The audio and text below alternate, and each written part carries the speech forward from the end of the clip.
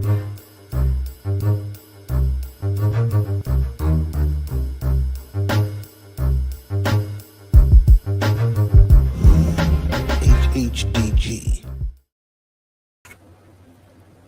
Peace, HHDG. We're on another episode of HHDG Media, the podcast. And as always, big salute to everyone that's always been tuning in, liking, sharing, commenting, letting us know in person if they see us at any events of the work that we've been putting in, speaking with artists on here, as well as sharing the music that is worth listening to for time and time again, year after year. You know, this culture and this music's not going anywhere. So we appreciate those who've been making the music and those that are checking in on our interviews as well. As you can see on our bottom banner, you can go to our website, hhdgmedia.com, which has our previous written interviews, as well as music, our merchandise, and also upcoming events. This is also always made possible through our company, HHDG Media Inc., which consists of Rock Vader KB, Skelly Top, T. Smith, Demir, and also myself, Wiki. For tonight, we have two guests that, when I think of the words chemistry, resilience, faith, longevity, dope music, this is a true examples of what they've been putting out. And, you know, I think it might have been around 2016 when I heard the MC that dropped All Beasts Show Their Teeth. And the reason I remember distinctly is that signature album cover. And this is why covers are important, because there's no way I could forget that cover. And we'll definitely talk about, who created that. But being able to have such a wide variety of content with diverse sounds consistently, and showing what the true nature of chemistry is on project after project. I mean, got Dirty Linens 1 and 2, Bow Reserve, which is about to be its 1-year anniversary later this month, and even the new album that dropped on the 22nd of May, Misprints, which definitely shows, again, the growth and the ability to not just speak of the trials and tribulations going through life, but also the importance of this culture that they're in, and speaking on their experiences and continuing to push this music forward, which I love to hear artists, producers, DJs that are capable of doing this consistently, because we got a lot of people out here who are not in it for the culture, and it shows. So, repping South Florida, Miami and Miami Beach to be exact. I haven't been down there in a while, but we definitely going to learn a little bit more. So I'd like to introduce, for the first time on HHDG Media, Kingdom Come. Peace. Peace. How you doing? Brother. Oh, I'm good, man. Honored to be here. Roll the drum roll for that introduction. Yeah. Salute. Appreciate that. Yeah, man. And also, Ruen. Thanks for the kind words. Funky Blanco. There it is. Appreciate, the two of y'all taking the time to speak with us. Of course, brother. Good to be here. Now, I spent a few years down there because I went to University of Miami in the late 90s. So, okay. Canes all day. So I definitely got exposed to the culture around that time, B-Boy Summit, I remember. I got introduced to, and it's amazing because growing up in New York City, we had a lot of underground and college radio shows. And on campus, we had one show. And I was grateful to experience that and also the experience of being an intern on a radio show, going through all types of genres of music, listening and picking out what was going to be approved to be played. That was an experience that, I'll never forget that. That was definitely amazing. And I also got to see DJ Craze at a DMC battle around that time too. That's So family right there. Yes, I was sir. You're going back. All right. definitely living the experience. Nice. Golden days of Miami, man. Miss Yeah, them. man. Now, just recently this year, I interviewed Shadi, and he was telling me how a lot has changed down there. Oh, yeah. So I want to start with you, Ruin, being that you're the DJ. Tell me how, doing parties on South Beach and, how it is now. Tell me, how much has changed. I think the shift really started to happen after COVID. South Beach used to be this party island, Hmm. and it started to shift into Win. I mean, a few years before that, but Wynwood, Brickell. So it started scattering, and then South Beach really wasn't the hot spot as it always once was. Wynwood took a lot of that market. I feel like a lot of nightclubs now have changed. That from what I've read and seen and heard, a lot of the younger generation, they're not drinking, so that's changed our sales. That's changed the demographic Wow. of just running a business. Because a lot of it is based off making money off bottle sales and Yeah. in the bar. So that's changed a lot. So more day parties, more like wellness parties and coffee parties, and just there's it's a lot of change. That's crazy. I just experienced a silent listening party, and Dog. that was Yeah, that I was don't enjoy know. it. it's just not the same. Yeah, that's just crazy. And And then- the funny thing was, they played the album first silent, and then it was like, you know what, we're gonna play the album again. Take your headphones off. Completely different party. I would imagine. Yeah, it's crazy. Yep. I mean, for me, Miami changed. I left. I mean, I go down there all the time, but I moved out like it's almost 12, maybe 14, 13, 14 years I left Miami. And back then it was like, it wasn't for people of Miami anymore, So now it's a whole nother beast. It's the new Dubai, bro. Got it. What it is. That's crazy. Yeah. And But you was talking about the B-boy shit. That was the golden days, man. Me and Rue Yeah. was both running around those days. That was a golden time for South And- Florida. and that's why I wanted to start it with that, because Respect. of my experience. So now I wanted to hear your two experiences and how y'all met. Okay. Shit. I've known Ruin 25 plus years. I think we hooked up originally. Like 2003 or 4. Yeah, originally I had my early rounds. I had different labels and groups I was with. I was always very active, independent scene, handling music behind things. We met originally through my brother Ill Vibe, who was my producer that I used to work with before. It was funny. Ruin's originally from Cali, right? But he's been in Miami for forever. So I'll let him tell that part, but I'll just give you the cliff notes. We linked up through my boy Ill Vibe. He was living in the same building in Ives Dairy, where I'm from, which is right by Carroll City, North Miami Beach, Ives Dairy. That's where I grew up. And he had moved in there, and we were doing music, and I think it was Jamel's mom that was like, "Yo, I met this cat.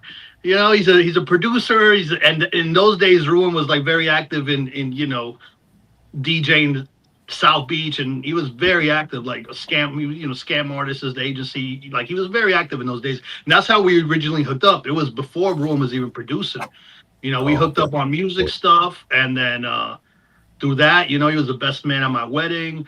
It's just deeper than that's my brother. Like we run this label together. That's my other counterpart. I'm so active with the music. I do so much shit, but when I'm locked into Kingdom Come and Ruin, like you said, the chemistry, we got a brotherhood. Like when we're doing stuff together, it's 3-4 songs like this, So That's how we hooked up. You know, DJ'd and we started producing stuff, and then I'll let him tell his story, but that's kind of the gist of it.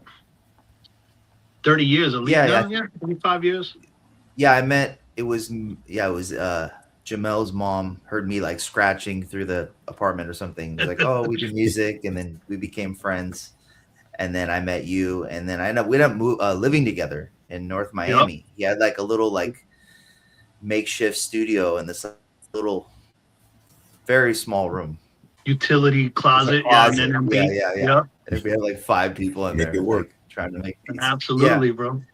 And I was just like more like turntablism, scratch DJ, kind of getting into like doing club stuff. I wasn't Mm. like I had the ear, but I wasn't a producer. And then I started like messing around and sending. I remember I sent like my first set of beats to you, and I remember you were like, "Hey, these are pretty good," and it was like I was like, "Really? Okay." And there was like they weren't very good, but there was something there. Nah, they were fire. He's too humble, bro.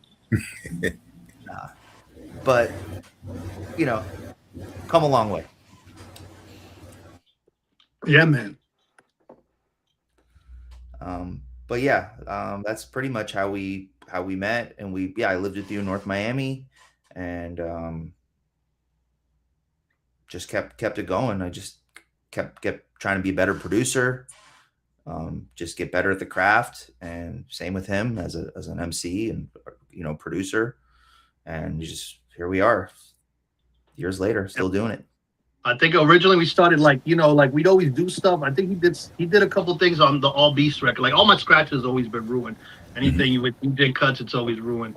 I think it was on the All Beast album we ended up doing like a skit or something that he produced and scratched on.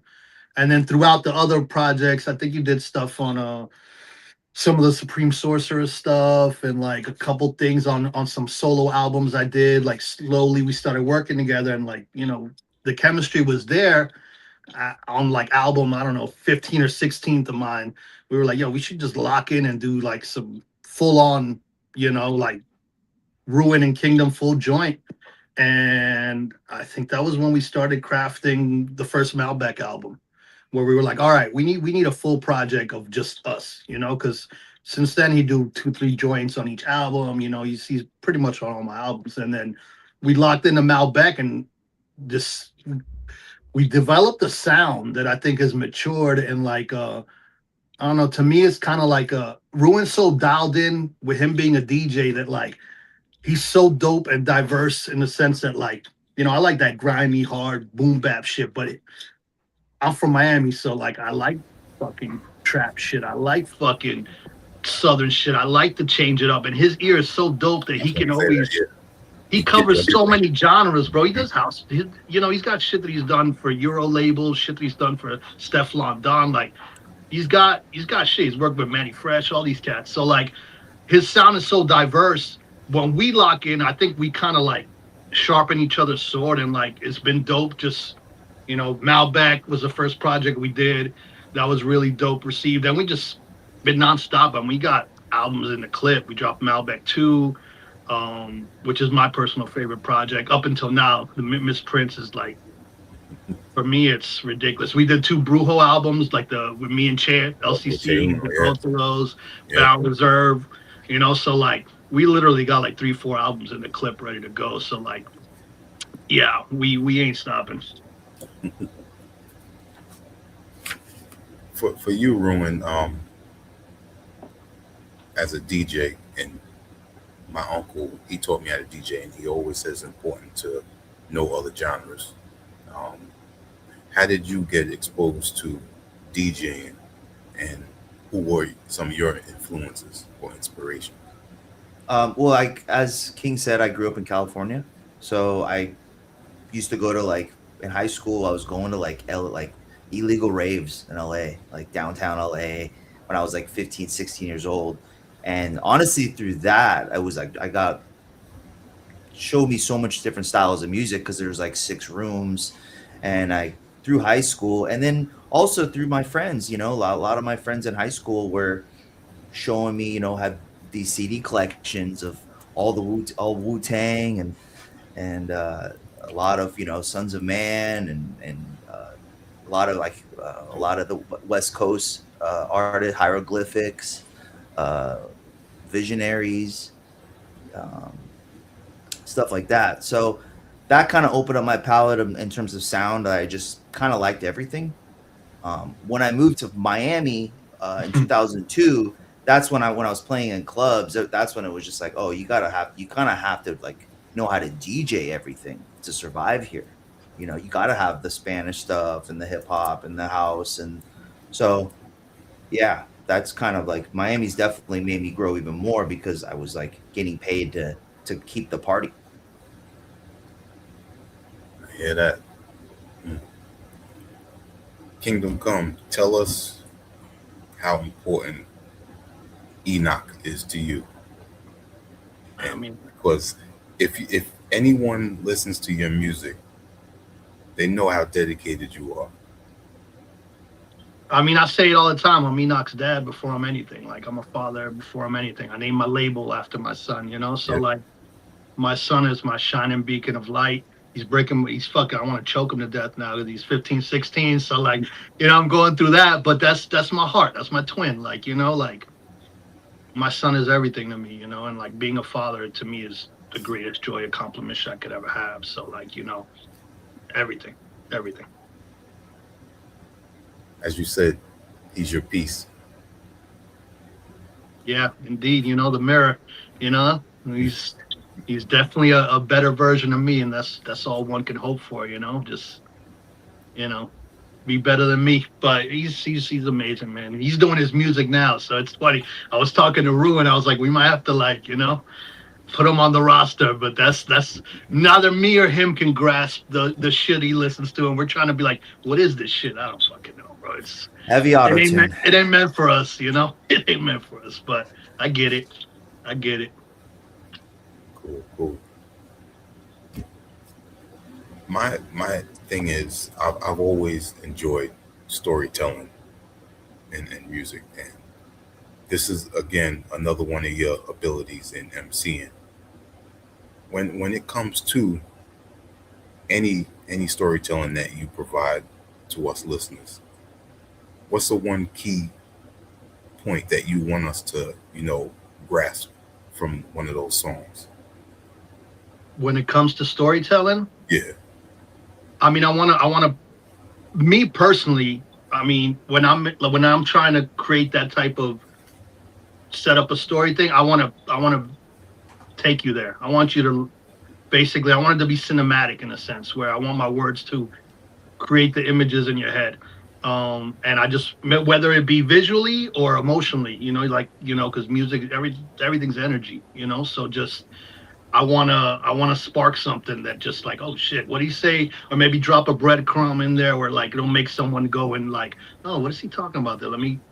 Let me dive into that, and you do the knowledge on your own, So like that's always been my thing. I love the story stuff. I don't do it enough because I feel like, I try to do it every once in a while, but I Mhm. let the music dictate it, like when I hear the music, it's like, okay, that's what this is. So if the music says it, then that's where we go. But yeah, I guess just paint a picture and Got then be able to follow a story or a timeline. It's hard to like summarize that in a verse where you want to set up climax, resolution. It's you want to include that too. So um yeah, I'd say that's it. As a person who is a collector, what what really got you into collecting? Oof. Man, everything inspires me. Like for me personally, like collecting is just an extension of my soul, whether it was like something I couldn't afford as a kid or something that reminds me of my childhood or things I couldn't afford back then. To Hmm. me, it's just preserving ancient artifacts. That's the way I see it. Like you look at my studio here and like you come to my crib, it's a museum, bro. Like I collect everything. It's disgusting. It's gotten to a point where it's borderline hoarder. You know what I'm saying? So like, but I love it, man. I love it. To me, it's nostalgia. It's story. It's history.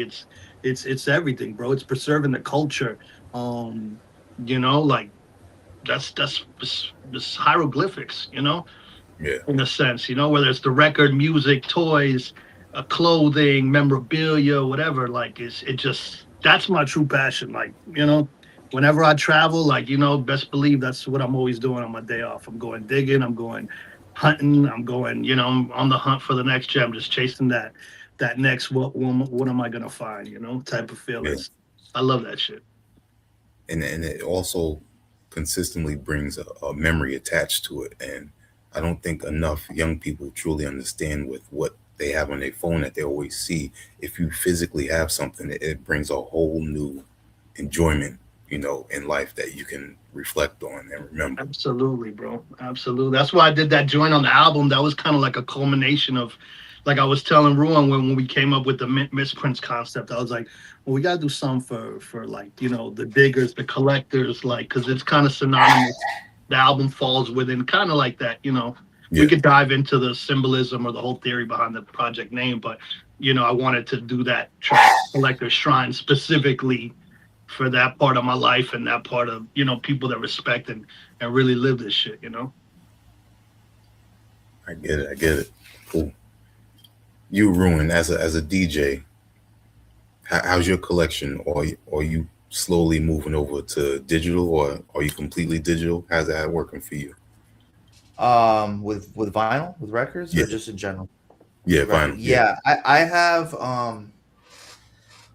I have probably a few crates of records still. But I don't have as much as I used to have. A lot of it got messed when with Hurricane Wilma, with the back house of Kingdom's crib kind of fell, and I left a lot of vinyl. I was switching to Serato. He might have salvaged some of it. I don't know. I But did. yeah, he probably has my collections. I got No, some. I got yeah. some. But yeah, so I mean, mostly digital. You know what I mean? I still have a few crates of vinyl. If anything, I'm collecting. I collect DJ mixers. Like I have probably about in turntables. Probably about like I have probably 5, 6, 7 Vestexes, and uh, I sold a few turntables, but that's been my collection. Has actually been like '90s mixers and Nice. turntables. Yeah. Now you mentioned earlier about turntablism. Who who have you seen live as far as battles, DMC battles or DJ battles, ITF stuff like that? Like personally I've been to a Hmm. couple Guitar Center battles and a couple like one-off battles, but I haven't really been to that many battles, honestly. Um, Probably I feel like the scene kind of started to die out around 2003, 4. And then I stuck with the culture of just scratching and I never Hmm. stopped doing that. But yeah, I feel like the turntable is scene. It's still around, but it's not as prominent as it was. Yeah, I still check it out. I was just recently talking to somebody about DJ Rena from Japan, Oh, and he is insane. K Swizz from New Zealand, because at a time when they were younger, in their teenage years, they were actually working together for. And I was hoping that to get the two of them continue to collaborate, but the way life is, they didn't do that. But they're both on some amazing levels with what they've been doing. Yeah, the Reina's beat juggling has been is next level for Yeah, sure. I always appreciate it, I always will. Absolutely. Same. I mean, it's part of the culture. yeah, Absolutely. That's why I still try to implement cuts and scratches in our music too, just to keep because there's not enough people doing that. Not enough big people. I feel like you know, um, it yeah, should be more. yeah, Yep. absolutely. Indeed. How Ruin? How long have you been living in Miami? Because you said you moved from It's California. late 2002. Okay, Yeah. cool, So cool. I didn't experience the 90s here, but I did experience them in LA. So which is equally crazy. All right. And we came up with all those cats, like, all those cats you mentioned. Crazy is the homie. Like, this guy knows all the cats that are down there doing stuff. And like, oh man, I missed that. I missed that golden era. Mm. Different. I don't. I'm trying to not jump right into mint misprints, but You lead, sometimes you lead, we follow, my brothers. We just building. I know it's when we talk about certain things, it comes to mind. I want to ask them, but I'm trying to hold off on it. Um, Ruin with your DJing and now production. Did engineering slowly come after with the production? Yeah, yeah. I mean, I also. It's funny because even when I was making beats, I was always kind of engineering. Making mixing drums with the bass and the samples, or the making melodies and making it all glue together. So I always had that ear to do it, and it became uh, fairly easy. But yeah, I feel like, I mean, what do you think, King? I think that one of the biggest things is there's a lot of engineers that when we were working with other engineers, they're taking time, a little Yeah, time, it's kind of or like I pushed him. Like, like I said, he always had the ear for it. All his beats were always like everything was level. And I think like the amount of work I produce, I'm a workhorse, bro. So I always got clips on deck ready to go. So like the engineers I was working with, like we were like sitting on stuff and like Hmm. I can't remember which was the first project you were like, yo, I'm gonna just give it a go and just mix this project. I don't know if it it was Brujo's one. was it? No, bro. Who mixed Malbec Yeah, too? as well. Oh, that's what did mix, man. Then that was the Yeah, first one, the first Brujos. yeah. Yeah, I think that's what it was. Like we were waiting on one of our homeboys to finish a mix, and we had a bunch of projects, and we were just like, he was like, "Fuck it, should I give it a go?" I was like, "Dog, do it. I know it's gonna sound good." And like now it's like I can't see anyone else mixing my shit, like because he knows exactly how I like it. I don't have to do any revisions. It's like he knows the Uh, pocket. the one thing, the one thing I do like about it, doing having more hands on, is the final touches of adding a little movie, a The little gem, creativity. like the That's little, where yeah, the things I wouldn't think, and then like last second we add, and we're like, damn, we're glad we did that, the sugar So on like top. having That's that last set, that little bit of control at the end, I do, the details, I think yeah. it's important. That's everything. God is in the details. I think we really honed in on that sauce right there on the last 3, 4 projects. Where it's been like, you know, real, not nitty picking, but just like real. That's my favorite part, to be honest with you. Post production, like getting to that part of like arranging, sequencing, all that stuff too. So like we go back and forth, and we're always producing stuff together, and just like, yo, sequence this, change this, or like, what if we do this here? We're always trying out different stuff. So um, that to me is my favorite part too. So Yeah, Kingdom usually sequences most of the projects, and then I just kind of listen to them, in the car. I'm like, oh, we'll move this one up or whatever, and we'll add this little sample here, or something to glue this to the next section or next song. But you do the majority of that. that's a team effort. I love. I mean, because I've always produced in that sense. Like I've always been very hands on. I got to drive the car. I think I'm gonna, I need to be driving. It's kind of, and like I love that he allows me the freedom to like, we work well off each other. So like, we bounce ideas off cohesively, and it just synergy. There it is, continuously working.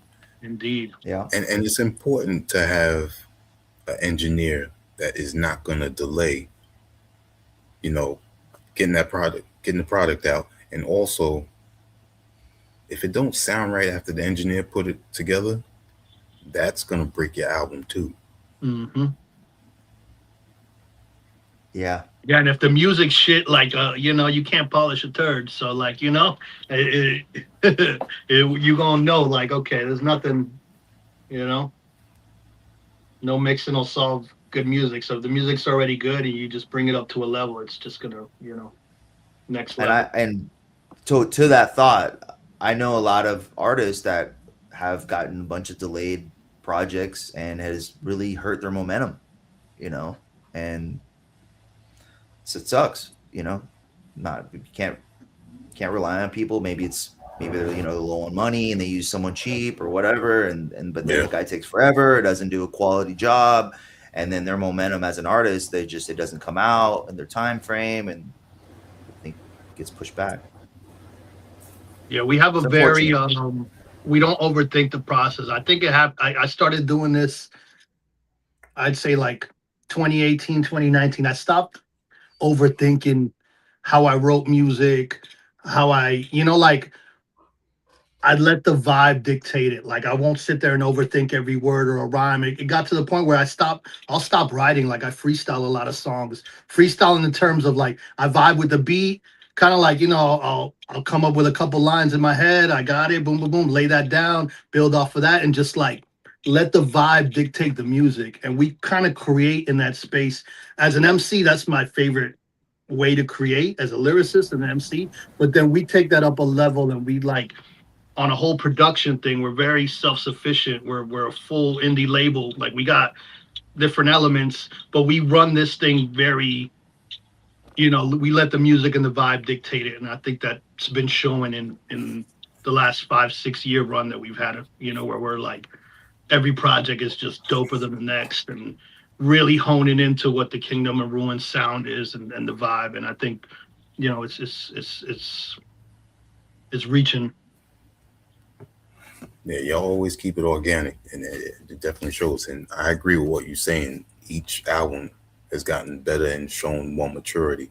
Um, I feel that Miss Prince, you got a little more personal and were given more words of wisdom from your past, what you went through in life on this album.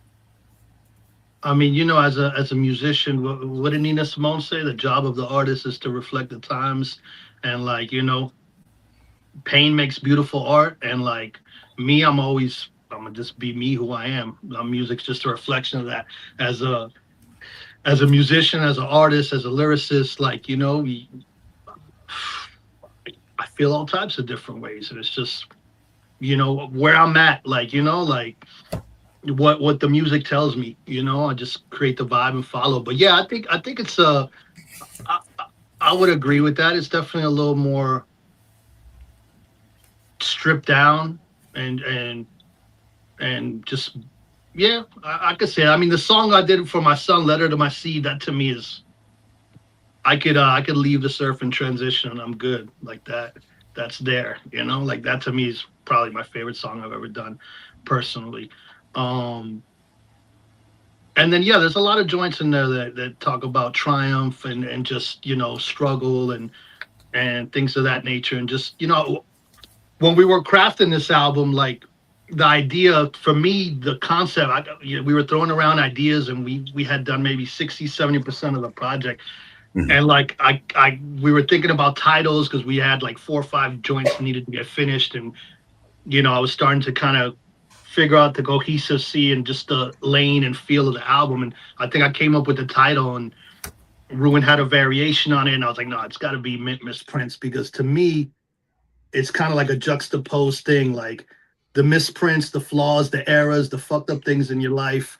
Um, like the mint, it's graded perfect, you know what I'm saying? And then you could take it from a sports card thing to collectibles to trading. But for me, it's a little deeper. It's like the errors, the flaws, the things that the shit you go through in life, the things that you never think you're gonna get up from, the defeats, the falls, the blood, sweat, tears, all the bullshit we go through in life.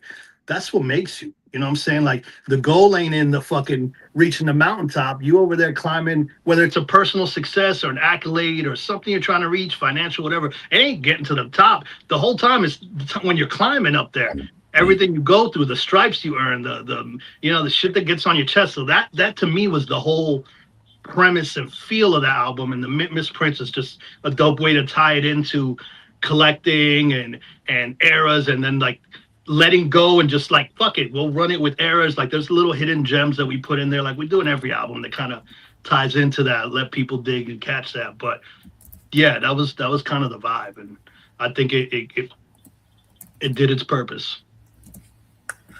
Definitely did. And I, while you're saying that, while you're describing the album, Hmm. I'm visualizing the album cover because you got your two cards of both of you Yeah, and everything. So I mean, full circle with everything. Y'all really put a lot of work into making yeah, sure yeah. the If album you notice, like it's graded, like great. it's not Hmm. perfect. There's flaws in all Yep. of it. Even if you listen to the songs, there's certain things we left to just kind of like, oh, fuck it. Like it's meant to be that way, So yeah, yeah, it's definitely a lot of thought. That's like I said, that's my favorite shit when crafting. And there was an artist that drew those cards too. Yeah, Oh, that's really? one of my homies from Argentina. He's a super dope artist. He Nice. does a lot of football related stuff. Amazing cat, and like he blessed me with that. And I was like, yo, we got it. Originally, like there's an alternative cover where it's just the image of me and Ruin, and I wanted to use that as the cover. And then, we kind of crafted some stuff. Ruin came up with the idea of, I always thought about the card collecting case, and then that you see now is kind of like, all right, it was a process that led up to it, and I was like, all right, that's it. So for sure. Wow, that's dope. What's the artist name? Gotta give him some love. Yeah. Three Asia. I gotta look it up. Okay. His IG. Hold on, let me see if I can find it. I'll look for it while you ask the next join, or we keep it moving. Yeah, and shout out to Che Uno because he did a good variation of that first part of that artwork. So Yeah, Oh, and really? Che always Okay. does my They and layout, creative director type artistry. That's my partner in rhyme over there. yeah, that man's got a lot of vision too, all the Yes, time. oh yeah, he's super ill. that's my twin. With each album, and y'all have a few sequels for them as well. Dirty Hmm. Limbs, you got one and two. Brujos, you got that in season two. Hmm. Um, Malbec, which also has a deluxe version, Hmm. and and then the joints with Che Uno as well. You know, how do y'all come up with your concepts? Because none of these albums ever are cookie cutter this exactly same way. I mean, y'all continuously show y'all diversity, like I said in the introduction. Appreciate that. I mean, I Thank think you. it's just a matter of like, to me, bro, like that I do music for me. Like that's, like I was telling you my backstory. I had a label early on in my 20s, and the industry, like, different labels, different artists, successes, failures, all that shit, that you goes through in this game. I fucking live and die for this shit. I love it. Hip hop is like my religion. I live this shit, bro. Like, it made me. I love it. It's what keeps me sane in this world. So I'm always crafting from that place. Like I'm that 15, 14-year-old kid that, you know, got sent to Argentina for getting in trouble, and all I had was my tapes to survive, and listening to the first Smith and Wesson and Alcoholics and the first Woo, and like that's who I'll always be. I'm a fan first. So like I love hip hop, bro. It's my life. I live it. I walk it. I talk it. It's everything. So I'm always So creating from that space personally. Mhm. to let me jump in to answer your question. Yeah. The Malbec one was basically like an iteration of kind of luxury rap. You know, Thank you. Malbec drinking wine. That's kind of Argentina. His background. So that's how we ran with the first Malbec. It was kind of like a lot of Yeah, artists are doing that that. was Well, the I'm not lane. It taking was credit for it, but gourmet rap, yeah, connoisseur rap, gourmet rap.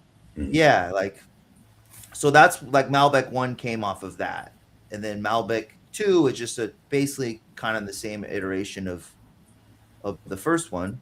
We just Just a elevated the sound, the concept, and that one's actually, it's a little more sonically. It's maybe a little more poppier in some records where you don't usually hear me rhyming on that type of stuff. And the then Barrel Reserve we had a bunch of leftover records, and we were trying to figure out what do we do with these records. So Yeah. we're like, oh, let's Barrel Reserve. That'd be cool to like use some of these and just kind of piggyback off that. The leftovers, yeah. Ended up we kind of were just like, we'll just scrap all that and did probably use like 3 of them and then just did a whole new album. Yeah. People really like that one. Yeah. And spoiler alert, for those. We got part 2. Barrel Reserve is done, ready to go. It'll drop sometime this year, towards the end of the year. That one's ready to go. Nice. Yeah, they'll probably be the last wine one for a little while. Yeah, that's probably it. No more. I don't even drink, bro. I'm sober, so like, you know. And you mentioned that on the new album too. Yeah, I don't drink, bro. But I was about to say for Neck Breaking on Barrel Reserve, Ruen. That's one of my favorite beats on there. Oh, thank you. Yeah, and dude, that was one that we weren't even gonna put on there. And I love that shit. Neck Breaking. Yeah, that was so hard. Yeah, that was. I was thinking. Sorry, I was thinking of something else. Yeah. Okay, Neck Breaking. Yeah. With the cut from you know who. Yeah. That one's fire. Definitely one of the harder ones.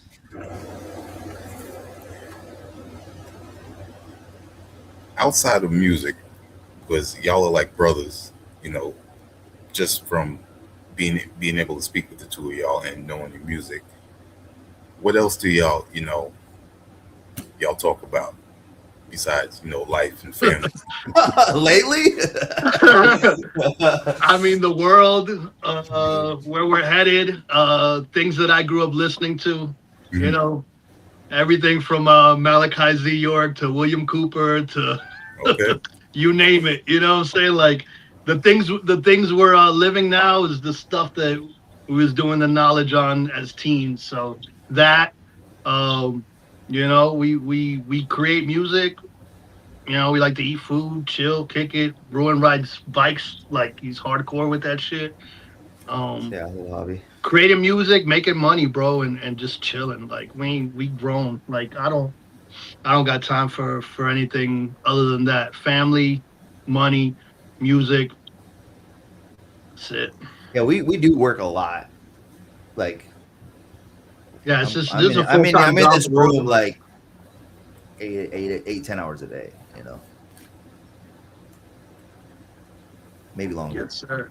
Yeah, I want to give the people some visuals off the new album. So I want to play No Love featuring DV alias Christ. Love that joint. So, shout out to Christ.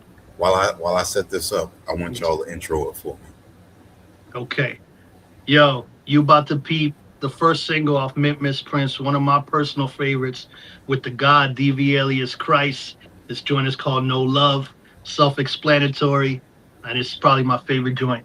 Peep it. Let's get it. Boom.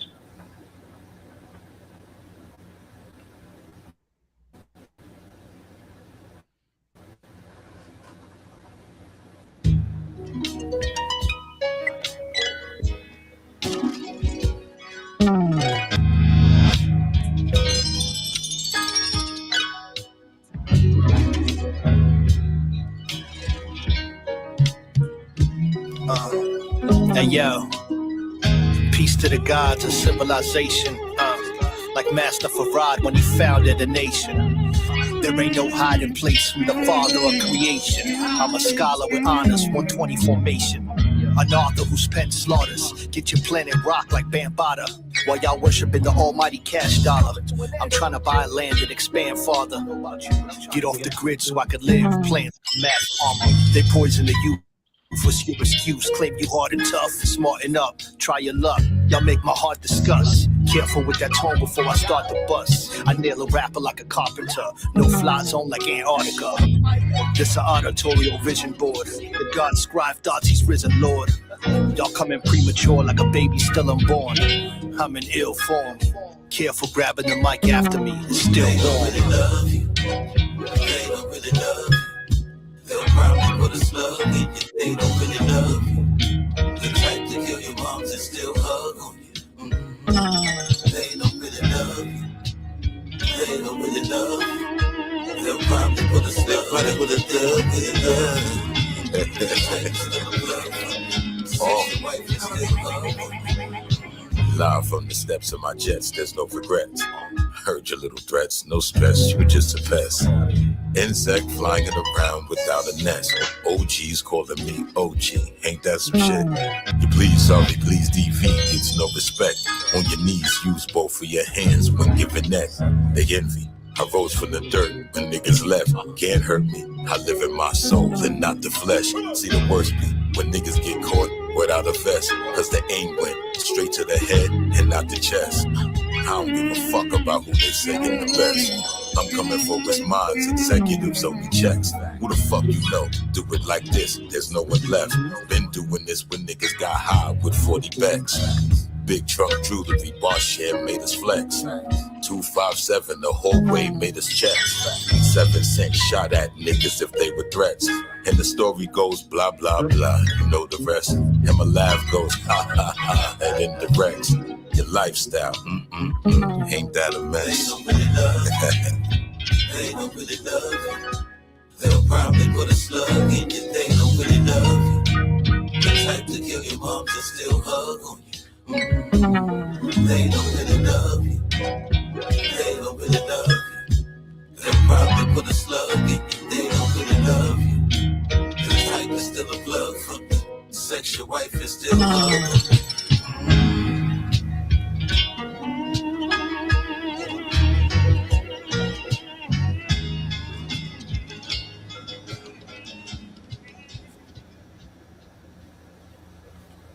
Soul music.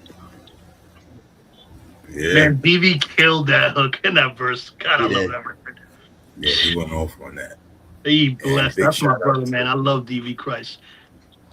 Shout out to DV. I remember, growing up on Smooth Hustler and Trigger the Gambler. So Money. Oh, you kidding me, bro? Of course. definitely been familiar with him. Iconic. And I got to give him a shout out because he got those 2 new joints out, and that video for Rumble. produced Yeah, by it's crazy. JP The new project with producer. Sean Money XL. Yes, sir. Yeah. Y'all tap in. Christ is constantly putting out fire. Good work. And that's my brother for life. I'm definitely looking forward to hearing more DV and JP the producer, because I know they got some stuff cooked up. Absolutely, man. Yeah, he that's the first single we dropped from the project. We've been sitting on that record. I don't know when we did that record. Ruben could probably pull up the files, but we've been sitting on that one for like a year. I think that's what started the project. Like we had that one in the clip, and Last when I went, November. yeah, when I went up to New York last time, we link up because I always check them out when I'm up top, and we ended up shooting the video, out in Queens. It was just shout out to Brega for the dope footage, and my brother David edited the video as always, and it's just a movie. That's dope. Yeah, I love that track. Everything about it is my exact feelings of the industry and everything. It's just they don't really love you. Yep. And it's very melodic. I like that, and the way Rune did that, especially with the piano in there too. It's hypnotic, bro. That it hits my soul every time I hear that joint. Like I had that verse penned, and Christ was like, "Nah, this is crazy. Send me that one."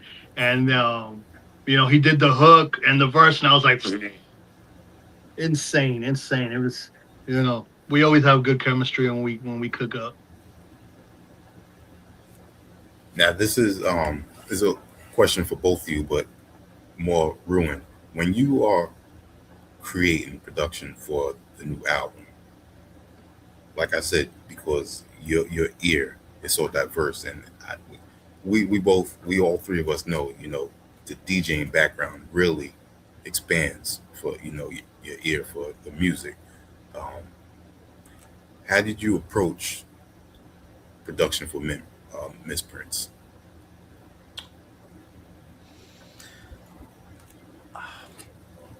I mean, how me and Kingdom work, we I'd be sending them beats, and we start with one, like No Love, and then a couple, and then we were like, all right, then we got this 5 or 6 for sure, and then let's add one this style, and let's go more this style. So I guess it's just He like how I'm diverse. always constantly making songs. This guy's got like he's always producing. So he'll send me like 50 beats here, 20 beats here, and I'll go through files and I'll be like, yo, no, that one you sent me 2 years ago. No, let's do that one. Like I'll have to like go into the archive of like, Oh man. because he's always producing, and he has so much diverse sounds that I'll be like, yo, send me that trap folder from 2022, or send me the boom bap folder from like 2019. You know what I'm saying? And then I'll tell him a certain sound. Yo, I'm going for like this. I'm looking for this. And then okay, and then we'll cook up whether it's a sample we both like, or like a tone or an instrument or something to that extent. But he's always making music. He's the mad professor for real.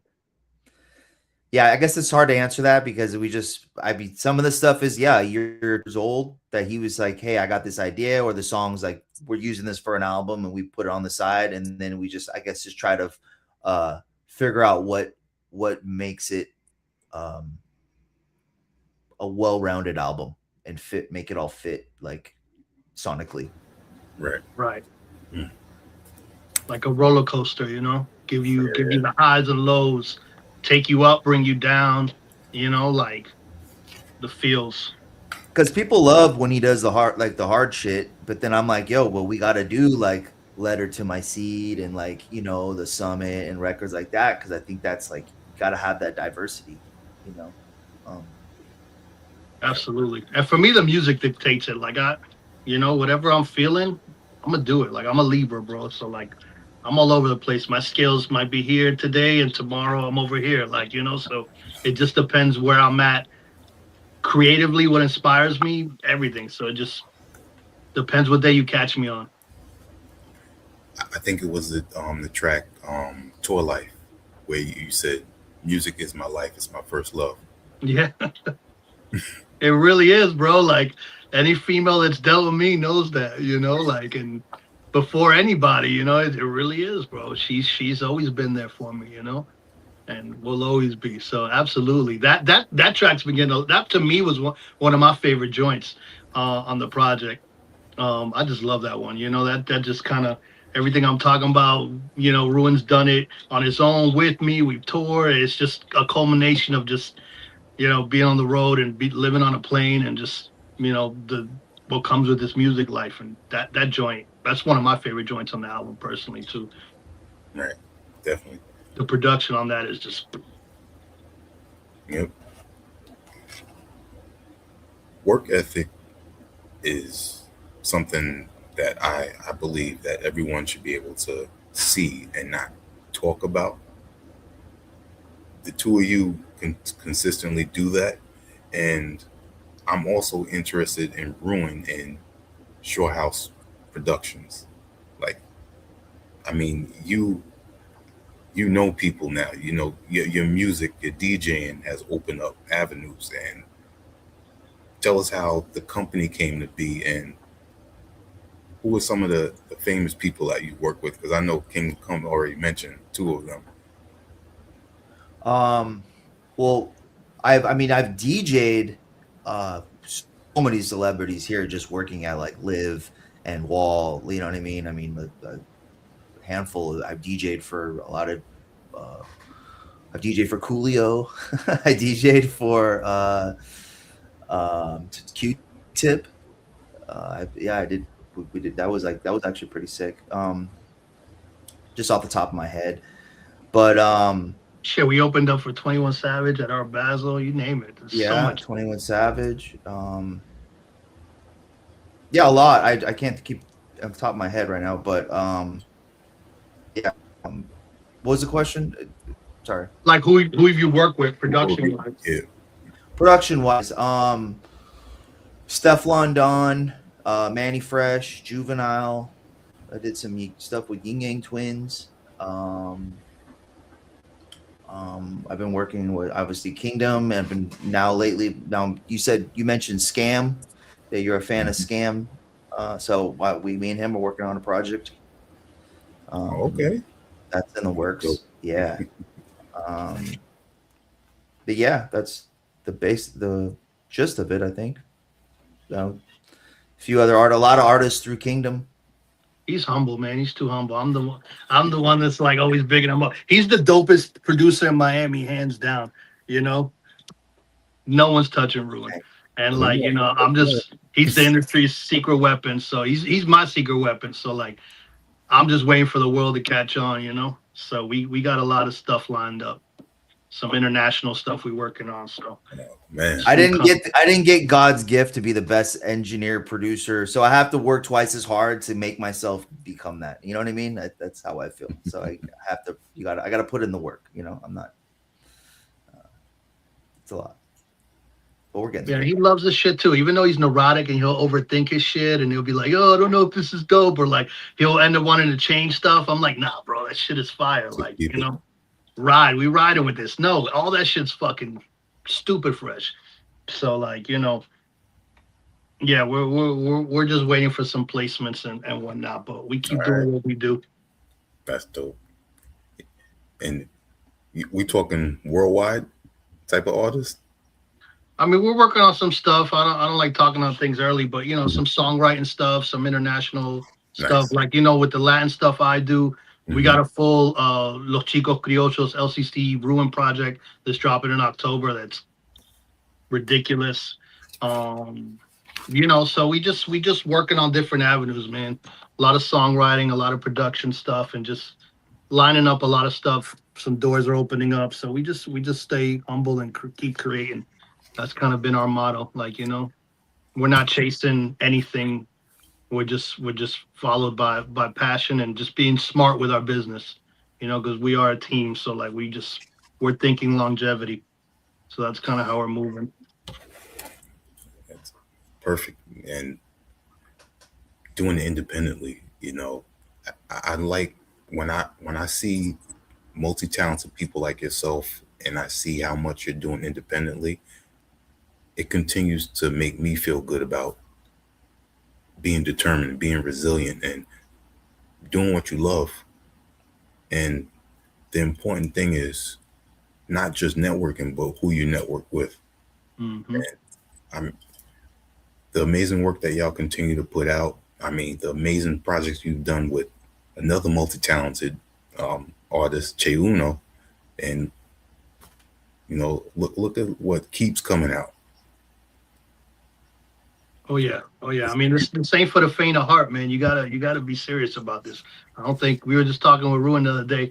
Cats don't really want this shit, you know. Like I like to let the music speak. Like I'm not one of those. Like I'm a very confident cat, and I back what I talk, but I like to let the art speak for itself, you know. And you know, that's it.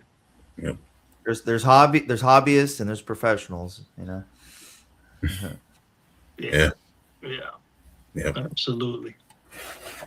And speaking on multi-talented, you got Scam on 2 tracks on here, but I want to know how y'all created a zillion times, because one, Scam went off on there and he killed that shit. 2, that track is not an easy track to rhyme over. So I'll tell you. So the whole thing with Scam, shout out to my brother in life, another like deeper than rap, my brother Semprock, who's my publicist, one of Scam's best friends. We have been talking about doing music forever, me and Scam, and like, you know, we linked up originally, and I don't know how it came about. I guess the first joint we really did is the Ill Bill joint, you know, like we had that record. Scam connected the dots for me and got Bill to bless the joint, which to me, Ill Bill's one of my favorite fucking MCs. He's the nastiest white boy in the game to me personally, just super dope. So we got Ill Bill on the record, and I was like, yo, jump on this shit. He did the hook, blessed the verse. We had that one in the pocket. And then through me connecting that, Ruin and Scam been working. The Zillion Lines joint, I've been sitting on that record for Ruin did. That's an old, way old, you know. I've been sitting on that record. It's like 2 years old.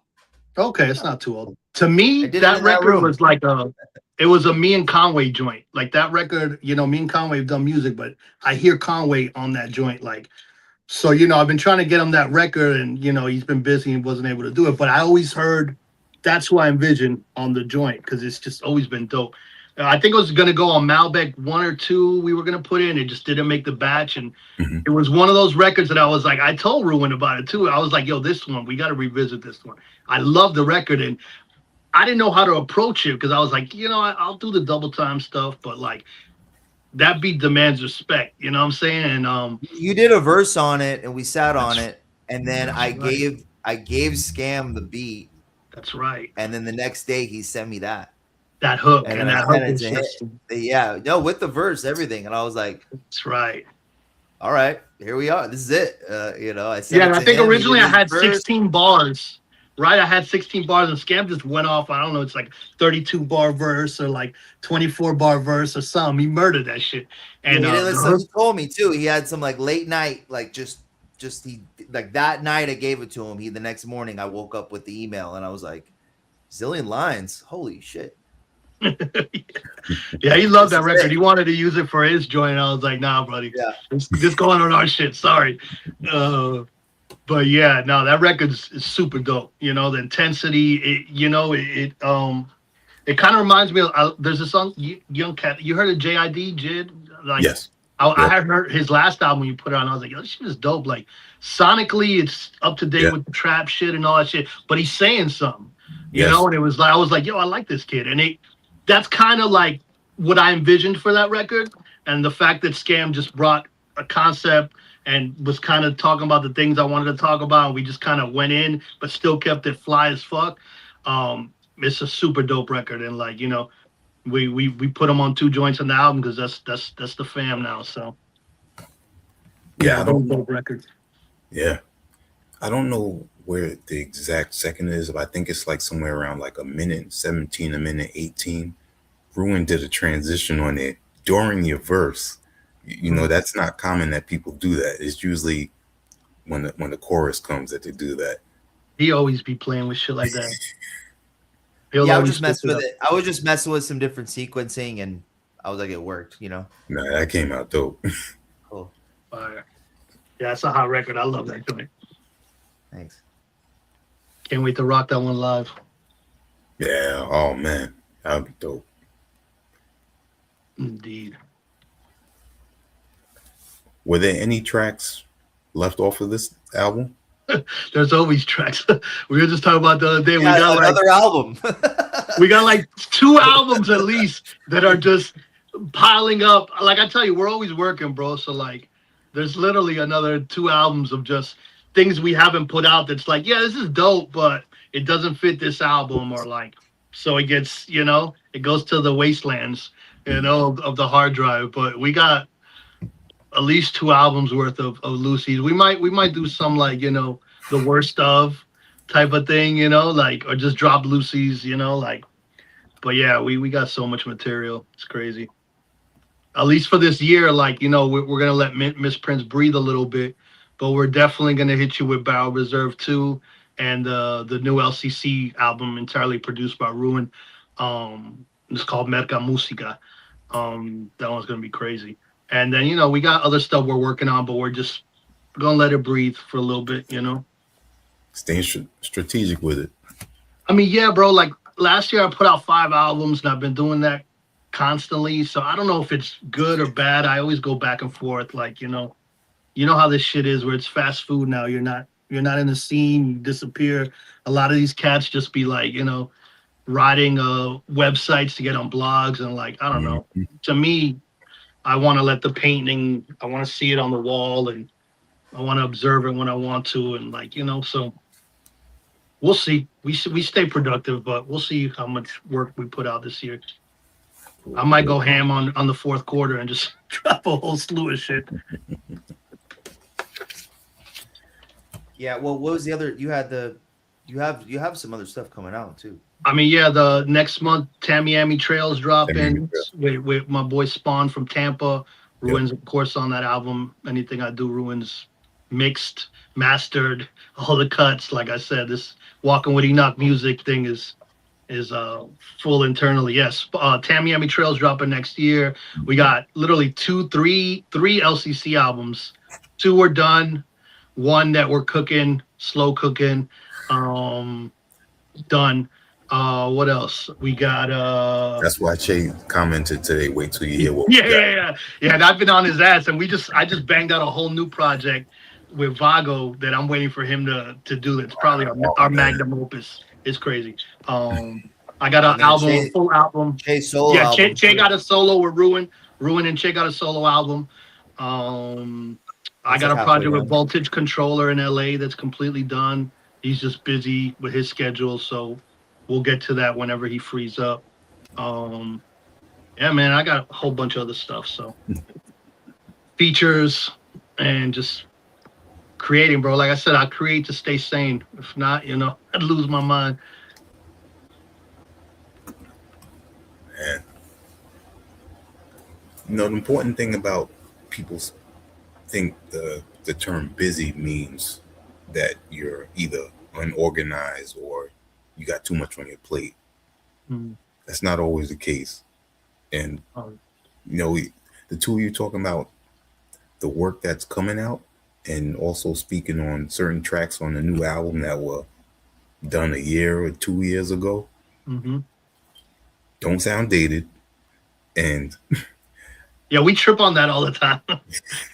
It's like an internal joke for us where it's like, "Ugh, no one knows this is like 4 or 5 years old. Shit sounds good. Like we might overthink it in our mind. Like even with Misprints, we were fucking we were so like over that album and Barrel Reserve too. We put it out as like, oh, we just gotta put out something. Let's put it out. And it was probably the most too well received record so far, and it's just a testament to the art, I guess. true. Speaking of testament, you are, how would I say it? You speak on, faith and how it's guided you. Mm-hmm. Looking back from coming to America, being in Miami, going through what you went through, and then seeing yourself now. What do you think about right now? As far as what we're living through, what's going on in the world right now? No, just you in Or me general, personally, looking back on everything. Yeah. man, I'm grateful for every moment. Like, I think what we go through shapes and makes us. Like, you can't see the sun without the rain. Like to me, hardships, you can't. Everything is balanced, bro. One can't exist without the other. So I take every loss the same way I take every triumph. It's a beautiful reminder, in this beautiful dance of life that shit. It's if you ain't feeling, it's good to cry. I cry fucking all the time, bro. Whether for what, whether I get all emotional, I'm getting old, and like my son makes me cry, or just fucking stressed out. Like, man, that's just a beautiful reminder that I'm fucking alive and I still feel. Man. So many people don't feel anything, and that to me is fucking one of the scariest shit. I don't want Yeah. to be fucking numb, like most people. Bunch of NPCs walking around here with no soul, which it's a lot of those. So Yep. I'm grateful to feel. I'm grateful to fucking hurt and shine and all the beauty that comes with life, bro. So God is the greatest. I've always been very faith based, and it's it's necessary. I feel bad for anybody who doesn't. Regardless of how you give thanks and pray, as long as you do. Agreed. Same question for you, Ruin. Growing up in Cali and then moving over here. How do you see yourself now, looking back? I mean, ups and downs. Like if I'm definitely grateful for just being who I've become. I've yeah, it's kind of piggybacks off what Kingdom's saying that you go through these failures and that kind of creates your character and who you are, and I'm just grateful to who I am. Being in the music industry for 20 years definitely is not for the faint of heart either. So you have Tough to have skin. thick skin, and you gotta you gotta want gotta want it. True indeed. True indeed. We big shout out to everyone that's in the comment section right now. NJ the AK, Tally Rodriguez, Tally. Oh, me and Tally got an album. That's my brother right there. Knuckle Draggers. What it do? the Me and long Tally leash. locked in. That one's done. I gotta give a shout out to Tally. He's another multi-talented and is continuously putting out dope music. And that new album with P-Ro and Sankofa, The Long Leash. Fire. Yeah, no, they put out more music than probably I do, and that's saying a lot. So it's crazy. Those guys Shout out work, to my Knuckle man. Draggers. Those guys work. That's Yeah, my they do. fam right there. So Yeah. I'm the unofficial official Knuckle Dragger, so that's my family. I love them cats. And also much respect to William as well, tuning in. Shout out to everyone. There's I'm trying to remember what track it was. I'm gonna have to look it up again. I'll get back to that. Speaking on, you were just talking about Tamiami Trail. Yeah. Is that the release party this month? Is that Yeah, about- so we got a release party June 20th in Ybor City at an Okay. iconic spot called the Bricks. It used to be a skateboard park. That started off like the single, that Day Off in Tampa joint I did with Spawn. I think I dropped it a year and a half ago.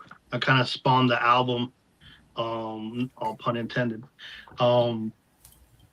We actually banged that album out like I think Ruen. We had like 2 or 3 songs, and like I had a feature for Spawn's album, and every feature he kept sending me, I was like, no, I'm taking that. That's for our project, and it just turned into like a 16-song album that's really dope. And after me and Ruen sat there and listened to it and mixed it, and he was like, yo, you need to put this out. This shit's crazy. It's a dope summer record. So like I usually don't like to piggyback albums like that because Miss Prince just dropped. I want to give it breath. There's 5 music videos off that joint. It's just catching steam now. But yeah, we got the album release party in Tampa. All my Florida people pull up. It's gonna be crazy. Will be an album listening party. A lot of artists coming through to perform. A lot of my Nice. Lola brothers coming. A lot of special invited guests. We'll have some merch. And then a single drops on the 19th or the 20th for that project. And then probably 2 weeks later, we'll drop another single. And then July 7th, we'll probably drop the album on streaming. And then DITC CD is going to do some exclusive limited edition pressings for that joint. So, and Miss Prince too. We got some exclusive merch coming for that too. I was about to ask about that. So, Yeah. I think we might have to do some Miss Prince vinyl. We were talking about that with Ruen. I think it's a perfect project for that. Probably do alternate cover and splatter, and yeah, that's coming. while you were speaking, it came to mind what I was going to ask about. It's the track Fifth Dimension. That's Ruen's favorite. I'm not going to say anything. Yeah, it's one of my favorites. There's 2 samples on there that I immediately caught, but I'm not saying anything. You got a good ear. I like what you did with that. Thanks. Yeah. No, that one's I had to go into the esoteric knowledge on that one, and it's just a good, otherworldly record. It's The whole vibe is perfect for it. Yep. Yeah. So, and that was gonna be the last track on the album, personally, and then we had the Summit record, and I was like, nah, that's the culmination. So, yeah, but that's a reason of the last 2 joints on the album. Makes sense, man. Yeah, I could see either one being the last track, Mm-hmm. but the Summit. Oh We're man, exiting the Matrix on that one, and then the Summit's kind of like the looking back on everything. The Summit, man. That's like a opus, right there. Yeah. Even the way it starts out big, and then you speaking from the lows. That's everything. And if you listen to each verse, Mhm. that's exactly what I did. And if you notice, there's a lot of 3-verse joints on this album that a lot of people don't do. And it's still like engaging. That's what a lot of people are like, I just noticed that you spin a lot of 3 verses on these joints, and like, that thing became, people don't do that anymore. And without it dragging, you know what I'm saying? So yeah, I'm glad you caught that, because that's it. it feels like you're climbing the summit, like I was talking about earlier. The journey, I'm describing everything, failures, heartaches, fucking, all that bullshit that we go through in this life and music industry, and when you're trying to fucking, fight the man in the mirror, because that's the only enemy that exists, master yourself, and that's it. So it's the summit, bro. We're there. We all are there collectively. So Before I ask Ruen, how he crafted, this orchestration, who's the singer on that song? shout out to my sister. I gotta pull her up. She's an African sister. She's super dope. We got more work coming from her. I'll look up her info and I'll send it to you. Okay. Really dope sister that blessed that joint. She made the record. And shout out to the homie Ferbs for mixing that along with Ruen. That he really was monumental in her vocal and in a lot of the instrumentation, and just like me and Ruen, I think had like 3 or 4 mixed versions, and we were like, yeah, it's dope, but it's not there. And Ferbs, like, he did, Lauryn Hill's first album, and he works with a lot of people, so that's the homie and one of Ruen's close people, because Ruen will never talk about that shit. He's humble, like I told you. This guy worked with everybody. But she gave me like 30 takes of the vocal. That's true. Like, that's what it was. They're all different pitches, but they're all pitch perfect. So I was like, man, I need some backup on this one for sure. Yeah, it was definitely a full stack thing. Yeah. Ferbs definitely helped me with that. But the beat was like some sample chops. It's with some. I added some drums and then sequenced it a certain way, and I was like, yo, this is something. And then we sat on that one for a little bit, and then we're like, we need a singer, and then it kind of just leveled up. Yeah, I really enjoy that one, and I keep going back to it. Your diversity and your production is amazing, and I have to ask, you ever thought about doing a soundtrack? No. That'd be cool though. I would. I can see him doing that. Absolutely. Well, who was the homie we used to work with that did stuff with Killer Priest? That did what was homie's name that we used to link with back in the day? Oh, Il Nadi. One of our homeboys. He did he used to do a lot of stuff with KP Killer Priest. He did a remix score to that movie Metropolis. The old school Metropolis movie.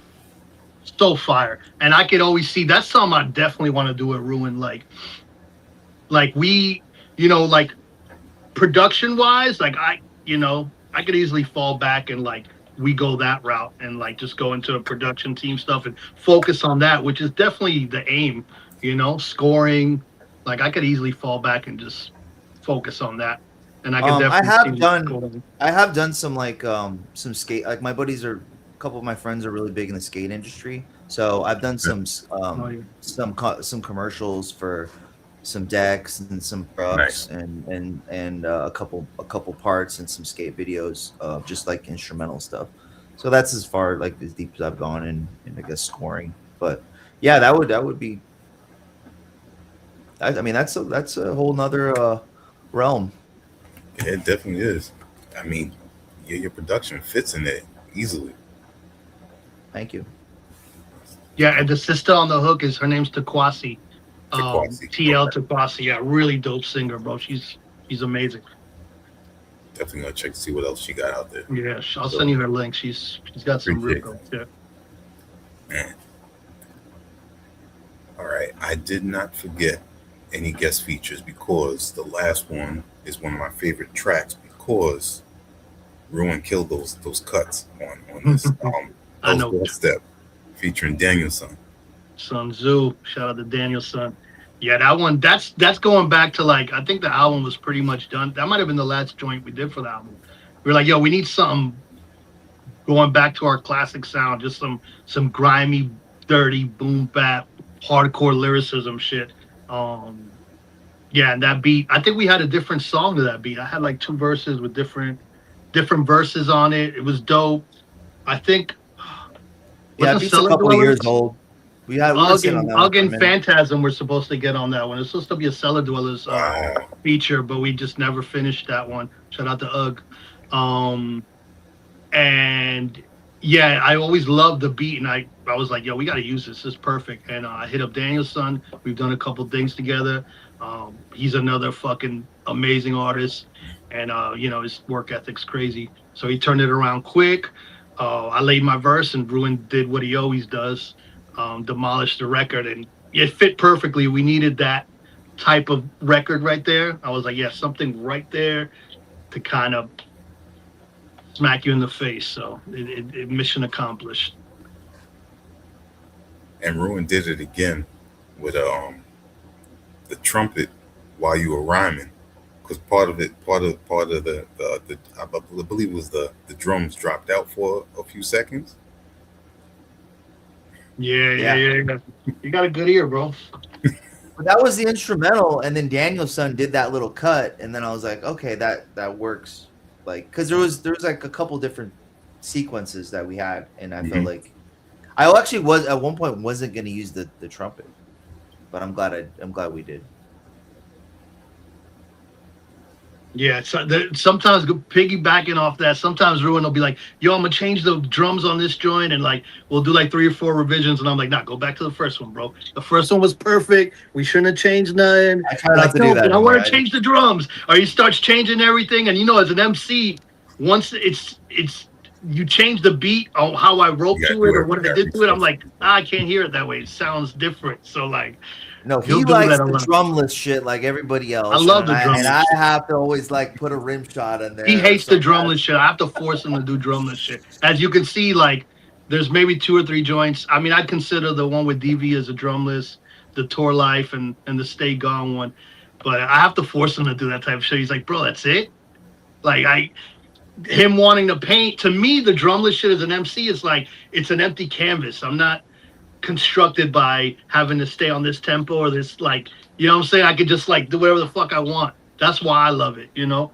And for him, it's like, bro, there's nothing. It's just a loop. But, you know, there's creativity in that too. It's got to be done right and not bastard right. Yep. Like a lot of people do, you know? So. Eyes Chico with Che Uno. That's that one right there. Which one? The Eyes Chico.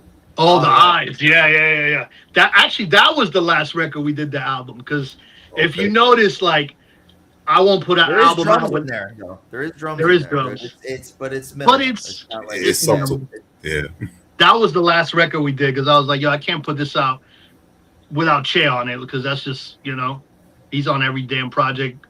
Every project he puts out, I'm on, and vice versa. You know, it's the LCC shit. We you know, it's a whole nother chamber. But like, yeah, I had to. So like, that was the last record we added to the album, and it actually balanced it out perfectly. You know, and we came different on it, subject matter, conceptually, the music. So yeah, that was a banger too. Now y'all have a few other visuals off the album, so I want y'all to pick one more to bless the people with to watch. I said Bullseye, man. It's probably a lot of people's strongest. I mean, personally, that's what I think. Ruen, what you think?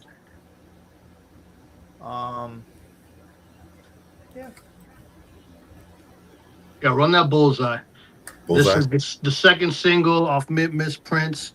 Bullseye, direct hit, don't miss. But what? How many MCs? Yeah, that one's fire.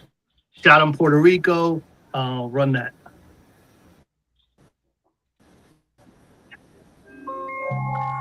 This beat, to me, is one of the hardest tracks on the album. Yeah. On the real, never forget those doing it on the field. Thoughts I'm quoting while I'm coasting down the Pacific Ocean. Spitting potent, kick the door down if it isn't open. Listen close and bullets whistle by in rhythmic motion.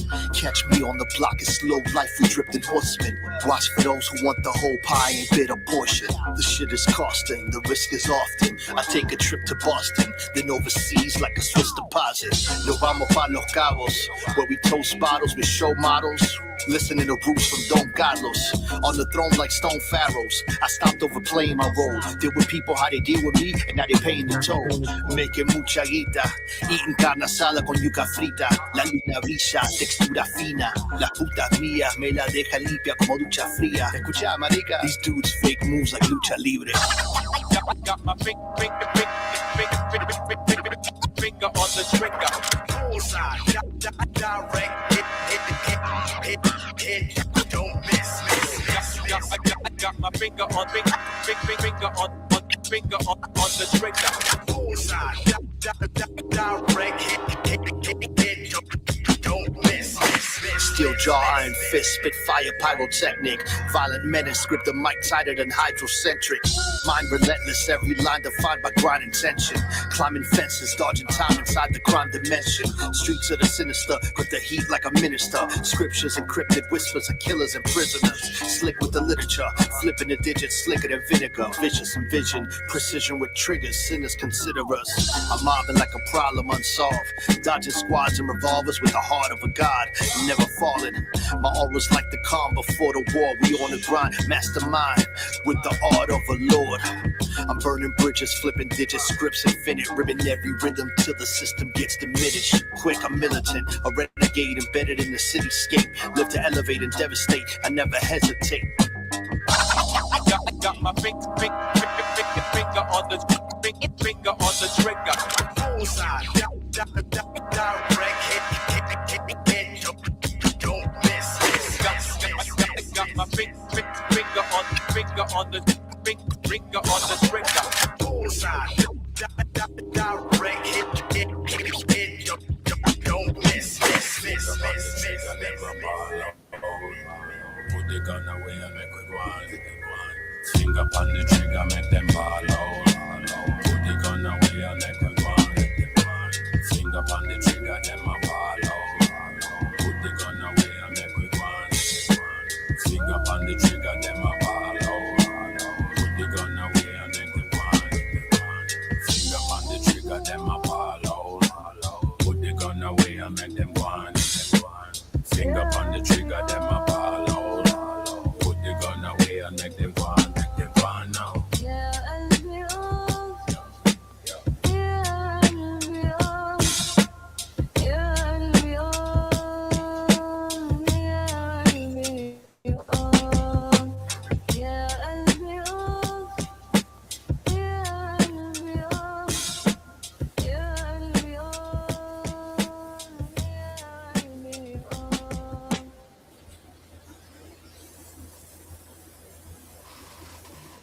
There you have it.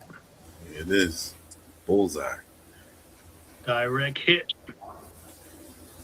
It's a good one. That production is fucking sick. That you talk about cinematic. That's some soundtrack shit for real. Yep. So sinister. So fucking sinister. Watching those visuals reminded me to ask, how long you been a low life? Oh man. I mean, forever, as far as like, growing up on Thurston House music and being a Polo Ralph Lauren hoarder since a teenager and stealing it. But I've been rocking with my low life family for 12, 13 years now. 10, 11, 12. I lose track of time, bro. At least, 12, 13 years, something like that. Nice. Maybe a little more. Yeah. Shout out to all my lows worldwide. Dope. Man, so in a week, FIFA is about to start, the whole World Cup. How does it feel for it to be in so many cities in the U.S.? I think it's weird the way they did it. Like, to me personally, I'm a football fanatic, bro. Like, I think they're disrespecting the beautiful sport. I mean, FIFA's a fucking the mafia. Like I was telling you, I almost want to boycott it. Like having Madonna perform and all the bullshit that they're doing. I'm just like letting Italy, like they're trying to give Italy a spot because they don't want, Iran playing. I'm like, dog, what the fuck? This is the beautiful game. You don't tarnish You know, like it's such a fucking money grab. And I think it's like I got a homie that works for FIFA, so as much as I want to boycott it, I'm already plotting like, am I going to the first Argentina game, the third one? I'm already like looking at the brackets, semifinal. Actually, today my boy got prices for the final. I got somebody that's buying 4, and I was like, you could buy 4, I'll give you my hookup, but you're taking me, or you're like giving me a couple stacks, because yeah, basically $7 grand a ticket right now. I can get them for the finals, and those Where's the things are final going gonna be? for. The finals in Newark, in Jersey. Probably a worse stadium than our Dolphin Stadium. So I can't even fucking believe it. I'm like, duh, that stadium's horrible. I saw, what did I see there? I saw the Copa America. No, not Copa America. I saw Argentina play Chile in the Copa America last year or 2 years ago there. Mm-hmm. Yeah, it's crazy. But I'm locked in. People know. I'm like, don't bother me for a month. I'm watching every fucking game. Like I said, I'm trying to sneak in. Ruin's working like 3 events, and I'm like, I'm going with you one way or another. So, yeah, I'm excited, bro. It's looking, it's looking. I'm ready to defend our title. Yeah, man. It brings in so much, energy, just being in the city and seeing the pride of the people going to the games. There's nothing like that globally. Oh, it's it doesn't compare. Like I don't think people in America and the United States, like, 94, the World Cup, they got a glimpse of it. Like, it's like I say it all the time, like, bro, it's religion, it's culture. I grew up on it. Like it's in the blood. Like it's a whole, everywhere around the world, we live this shit, bro. It's like, it's almost like gang culture. Like we're fucking obsessed. It's everything lives around it, because it's just in Europe and other parts of the world, South America, like it's embedded in our culture, bro. Yeah. And then the thing you talked about, the energy, we're probably gonna get your podcast. I'm like, man, this is some energy harvesting shit. Everything that's going on in the world, I'm almost like, do I want to go to any of these games? Like, it's like the perfect fucking movie plot to fucking bring in global lockdown for real. So I'm like, I don't know, fam. Just looking a little crazy right now. Yeah. But yeah. I didn't suicide myself. You poured the water out, or you just left the water in?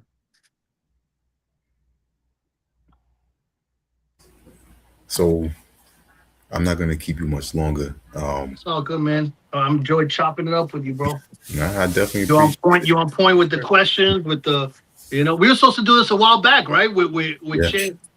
Yeah. Yes, I'm glad we finally got a chance to connect, man. It's been an honor. Definitely. But it's great to have both of you on here, because again, the chemistry has been there for so many years, and to be able to speak with both of you at the same time is, you don't get that too often. No doubt. And to be able to hear both sides, and then things that you might not have known, and then find out now while we're speaking together, that's beautiful. Right. Just doesn't happen like that all the time. No, respect, man. He's the DJ, I'm the rap. Indeed. So before we go, again, everybody, Miss Prince is out now. Physicals coming soon. Yes, sir. So yep, run up those numbers, enjoy the album, tap in, share it. Indeed. Features, production, mixing, whatever you need, we got you. It is. Trading cards coming soon. Oh yeah, those two. Yeah, the limited edition drop. We were gonna have them before the album, like the full on, how you see it on the album cover, like a set. But we want to do it right, so it's that's crazy. And shout out to all the people in the world, everybody tune in. When the ants unite and work together, they overthrow everything. So lock in, we got this. There it is. The floor is yours to give you shout outs and let No everyone. doubt. Shout out to you. Shout out to everyone. Kingdom Come on Instagram, Twitter. Kingdom Come comes with a K, and it's Kingdom, not Kingdom, like everyone always fucking misspells it. Tap in. The website's Kingdom Come Music. Yeah, enjoy the new album, and stay up, stay healthy. What he said. It's ruin.com at It's Ruin. Thanks for having us, and I really appreciate it. Anyone that likes our art and supports us, I thank you so much.